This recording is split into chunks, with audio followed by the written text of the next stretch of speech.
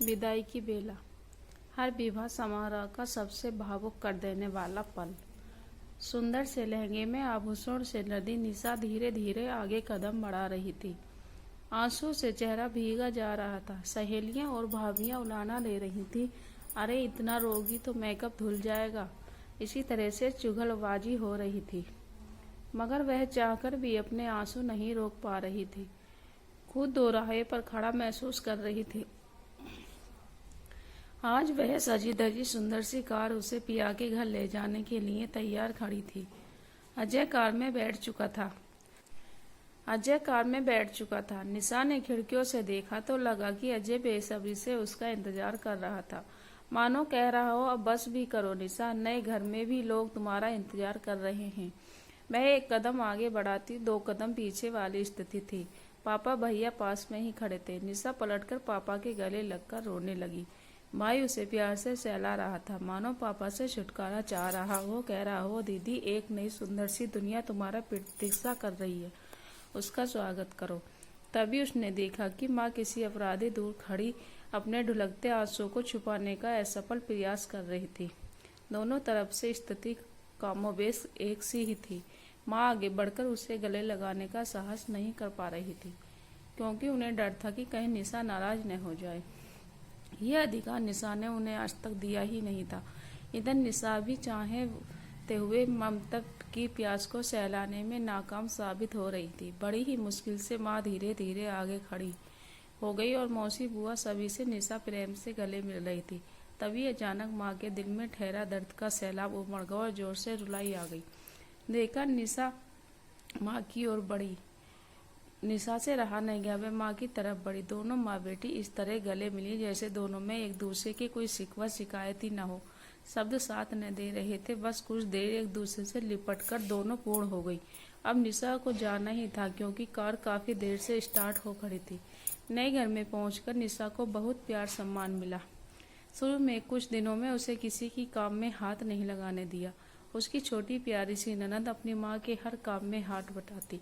धीरे धीरे हाथों की मेहंदी का रंग छूटने के साथ साथ नेहा भी घर परिवार की जिम्मेदारियों को शामिल हो गई, जबकि माँ के घर में वह कोई भी काम नहीं करती थी। मगर ससुराल तो ससुराल ही होता है। शुरुआत में कुछ कठिनाइयाँ भी आई। कई बार रो पड़ती थी कि अपनी समस्या किसे बताए, क्योंकि अपनी माँ का तो उन्हें पूर्ण रूप से स्वीकृत किया हुआ था।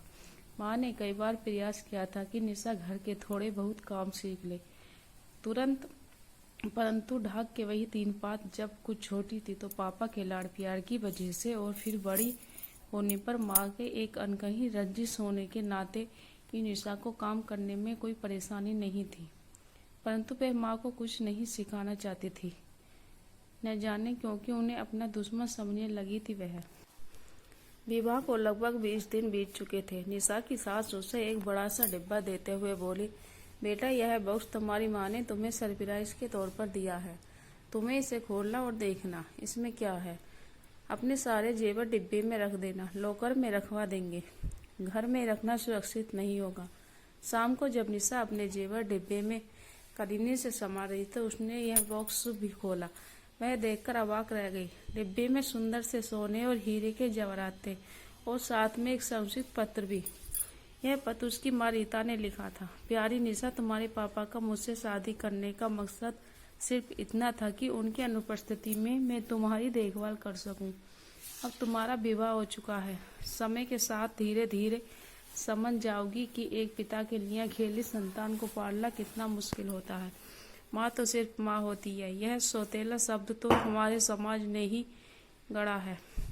पूर्वाग्रह से ग्रसित यह भावना किसी स्त्री को जाने समझ बगैर ही खलनायिका बना देती है। तुम्हारी विदाई के समय मुझमें लिपटना मुझे उम्र भर की खुशी दे गया। मेरा बचपन भी कुछ तुम्हारी तरह बीता है। सदा सुखी रहना। अपनी माँ से मिलने कब आ रही हो? मैं सोच में पड़ गई। उसकी आंखों में आंसू बहने लगे। उसे इन गहनों में से तत्व की सुगंध आने लगी। काफी देर तक उन्हें देखती रही। इनमें से कुछ गहने उसकी अपनी माँ के थे और अधिकतर नई माँ के, जिसे उसने माँ तो कभी नहीं माना। दरअसल निशा के जीवन में दुखद मोड़ तब आया जब 12 वर्ष की उम्र में उसकी माँ की मृत्यु हो गई। लाड़ प्यार से पली इकलौती संतान कुदरत के इस अन्याय को सहने की समझ भी नहीं रखती थी। पिता राजेश भी परेशान, एक तो पत्नी के ऐसा में मृत्यु का गम, दूसरा 12 साल की बिटिया को पालने की जिम्मेदारी। ऐसी कच्ची उम्र में जब बच्चे कई तरह के शारीरिक और मानसिक परिवर्तनों से गुजरते हैं, एक पिता के बहुत लिए मुश्किल हो जाता है। ऐसे में खासकर बिटिया का लालन पालन करना। कुछ लोगों ने सलाह दी कि वह निशा की मौसी से विवाह कर ले, क्योंकि अपनी बहन की संतान को जितने प्यार से वह पालेगी ऐसा कोई दूसरी महिला नहीं कर पाएगी। परंतु निशा की मौसी उसके पिता से उम्र में बहुत छोटी थी, इसलिए राजेश जी को यह मंजूर नहीं था। खैर, समय की मांग को देखते हुए रीता के साथ निशा के पिता राजेश का पुनर्विवाह सादे समारोह में हो गया। माँ को गए अभी सिर्फ 1 ही साल हुआ था। निशा की यादों में माँ की हर बात जिंदा थी। इकलौती संतान होने की वजह से माता पिता का संपूर्ण प्यार उसी पर निछावर था। राजेश ने रीता के साथ विवाह तो किया, परंतु निशा को किसी भी मनोवैज्ञानिक संकट में वह नहीं डालना चाहते थे। रीता भी खुद बहुत समझदार थी। इधर निशा भावनात्मक, मानसिक और शारीरिक तौर पर आने वाले बदलावों से गुजर रही थी। माँ उसे भावनात्मक सहारा देने का भरसक प्रयास करती, परंतु निशा हर बार माँ को ठुकरा देती। अकेली अकेली उदासी रहती थी। वह नई माँ कभी पिता से हंसकर खिलकर बात करती तो निशा परेशान हो उठती। उसे लगता कि इस महिला ने आकर उसकी माँ की जगह ले ली है। निशा की माँ की साड़ियाँ राजेश के कहने पर अगर रीता ने पहन ली तो निशा आग बबूला हो उठती। यह सब देखकर रीता ने अपने आप को बहुत संयमित कर लिया। वह नहीं चाहती थी कि किशोरावस्था में किसी बच्चे के दिमाग पर कोई गलत असर पड़े। समय के साथ साथ निशा का अकेलापन दूर करने के लिए एक छोटा भाई आ चुका था। आश्चर्य कि छोटे भाई से निशा को कोई शिकायत नहीं थी। वह उसके साथ खेलती और सब अब थोड़ा खुश रहने लगी थी, लेकिन माँ के प्रति अपने व्यवहार को वह नहीं बदल पाई थी। 22 वर्ष की उम्र पूरी होने पर घर वालों से विचार विमर्श के बाद निशा का विवाह तय कर दिया। निशा ने भी कोई अरुचि नहीं दिखाई। वह तो मानो नई माँ से छुटकारा पाना चाहती थी।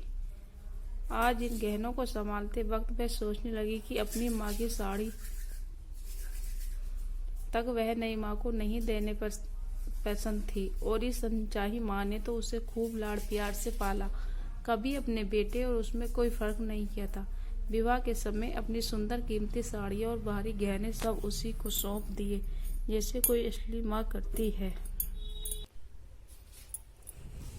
तभी सासू माँ ने उसे आवाज देकर दरवाजे पर अपनी उपस्थिति का एहसास कराया। निशा का उदासीन चेहरा देखकर वह बोली, अरे बेटा, क्या बात है?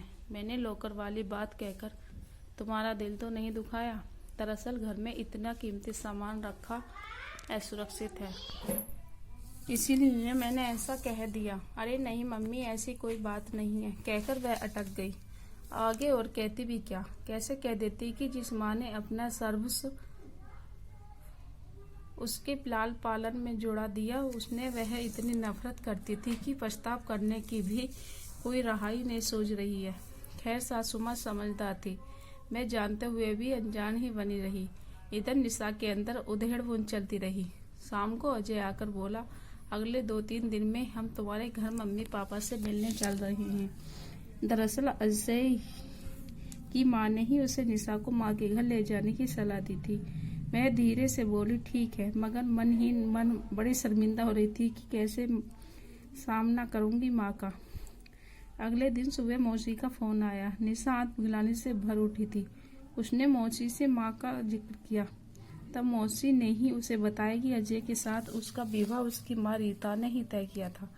दरअसल अजय की माँ रीता की बचपन की सहेली थी।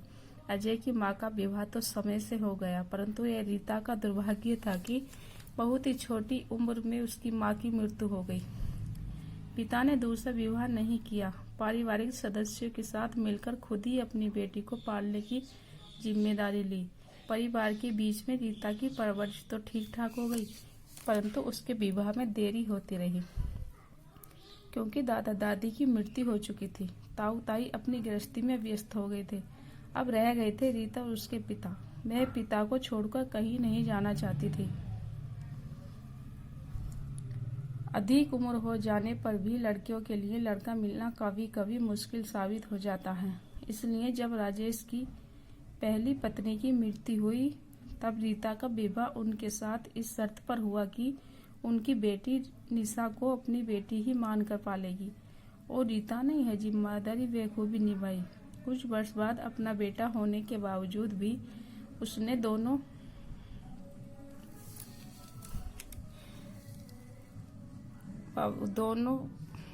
बच्चों में कभी कोई फर्क नहीं किया।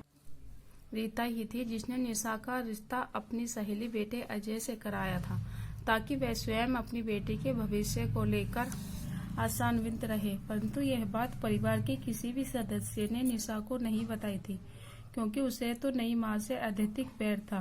फिर वह यह बात कैसे बर्दाश्त करती। यह जानकर निशा अत्यधिक दुखी और शर्मिंदा थी। उसने साहस करके मां को फोन मिलाया। उधर से मां की प्यार सी आवाज आई, बेटा रिश्तों को सहेजने की कोई उम्र नहीं होती, जब भी अवसर मिले इन्हें संभाल लो। शायद मां इससे आगे कुछ कह नहीं बोल पाई और इधर निशा मायके जाने की तैयारी में जुट गई क्योंकि उधर ममता का आंगन बाहें पसारे उसके इंतजार में था।